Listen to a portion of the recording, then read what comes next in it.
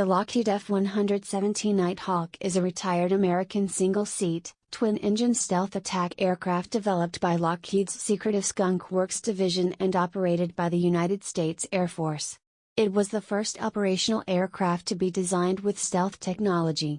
Wikipedia top speed, 1,100 km per hour introduced, October 1983 retired, April 22, 2008 Wingspan, 13 meters unit cost. 42,600,000 used 111,200,000 first flight, June 18, 1981 Engine types, Turbofan, General Electric F-404. Because it was an early stealth design with stiff maintenance requirements, the Air Force decided to retire the plane as a new generation of stealth aircraft, the F-22 and F-35 fighters and the B-2 bomber, emerged.